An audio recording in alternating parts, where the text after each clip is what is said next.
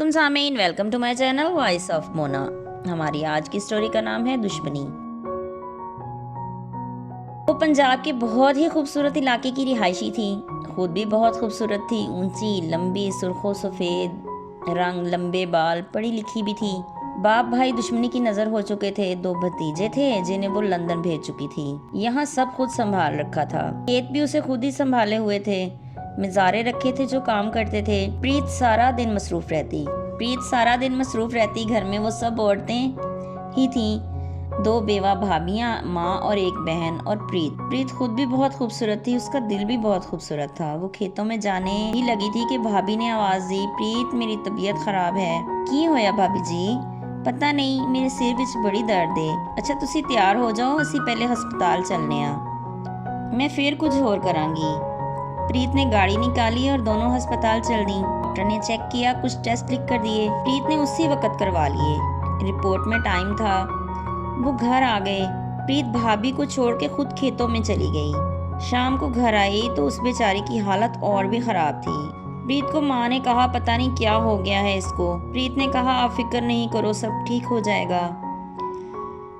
फिर वो रिपोर्ट्स लेने गई तो सब परेशान हो गए। उसके दिमाग में ट्यूमर था। उसके पास शायद वक्त भी कम था। उसकी हालत बहुत ख़राब थी। प्रीत परेशान हो गई। उसने सोचा उसे बाहर ले जाए इलाज के लिए। पैसे की कमी नहीं थी। प्रीत ने माँ को बताया और समझाया कि अब इधर सब उनको खुद संभालना पड़ेगा। वो तैयारी करके कुछ ही दिनों में उसे लेके बाहर चली गई। लेकिन उम्मीद नहीं थी उसके बचने की। लेकिन वो अपने बच्चों से मिलकर खुश हो गई थी। इलाज शुरू हो गया लेकिन उसकी हालत ख़राब हो रही थी। प्रीत उसकी मेडिसिन लेने आई तो उसने अपने इलाके ही के कुछ लोगों को देखा।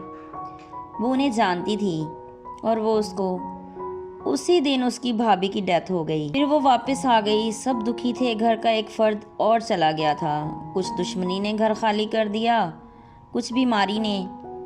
दो ही बेटे थे इस घर के, वो भी घर से दूर। हर वक्त खतरा मंडलाता। अब कुछ हुआ कि तब कुछ हुआ। झगड़ा करते हुए तो समझ नहीं आता कि आगे क्या होगा। प्रीत कभी सोचती कि बच्चों के पास ही हमेशा के लिए सबको लेकर चली जाए, लेकिन माँ को देखती तो रुक जाती। माँ उसकी शादी का बोलती तो वो भी नहीं मानती थी। फिर प्रीत ने माँ से कहा बाहर जाके अपना होटल बनाते हैं। सब कुछ बेच के बाहर चलने पर माँ को भी एतराज़ था, लेकिन फिर वो कुछ सोच के राज़ी हो गईं। प्रीत ने खेतों पर जाना था, माँ को बताकर चल दी। वो ट्रैक्टर लेकर वहाँ पहुँची। हदे नज़र उसकी ज़मीन थी। उसका दिल नहीं मान रहा था कि वो उसको बेचे। वो एक जगह पत्थर पर बैठ गई। बहुत अच्छी हवा चल रही थी। एक नौजवान उसकी तरफ चलता हुआ आ रहा था। वो यहाँ का नहीं लग रहा था। करीब आके उसने हाल अहवाल पूछा। प्रीत ने कहा आप कहाँ से आए हो और कौन हो? उसने बताया और तारुफ करवाया वो कनाडा से आया था। वो भी वहीं बैठ गया। वो रास्ता भूल चुका था। प्रीत ने उसे रास्ता समझाया, फिर उसे साथ लेकर चल दी। वो हैरान था। आप ट्रैक्टर चला लेती हो? हाँ, इसमें क्या है, मैं हर गाड़ी ड्राइव कर लेती हूँ। ये तो अच्छी बात है। उसे उसकी मंजिल पर छोड़कर प्रीत घर आ गई। माँ को बताया। उसने कहा यहाँ के ज़्यादा लोग बाहर ही हैं। गांव में शादी थी, आज सबको उधर जाना था। प्रीत भी तैयार हो रही थी। वहाँ पहुँचे तो वो परदेसी भी वहीं था। वो खुद ही प्रीत के पास आ गया, सबसे मिला। प्रीत की माँ बहुत खुश हुई उसे मिलकर। उसे शायद प्रीत अच्छी लगी थी। वो उनके पास ही बैठ गया। प्रीत भी बातें कर रही थी। वो खाना खाकर वापस आ गए। प्रीत की माँ ने कहा वो अच्छा इंसान है। हाँ लगता है। फिर कुछ दिनों के बाद वो लोग प्रीत के रिश्ते के लिए आ गए। प्रीत ने मना कर दिया। फिर वो लोग चले गए।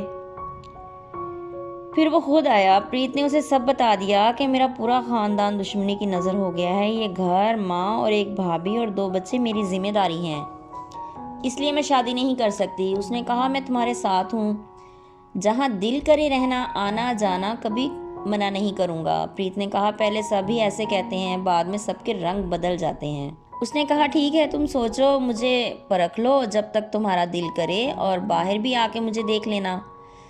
सब लोग एक जैसे नहीं होते। प्रीत हंस दी।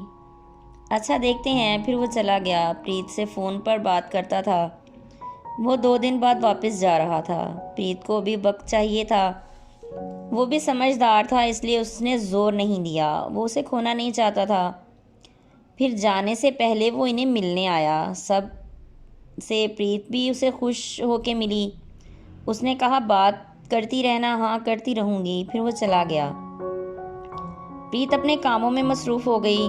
वो उससे अक्सर बात करती थी, लेकिन कोई फैसला नहीं कर पा रही थी। उसने वक़्त पर छोड़ दिया था सब कुछ। जीते रहिए, खुश रहिए। मिलते हैं अगली कहानी के साथ।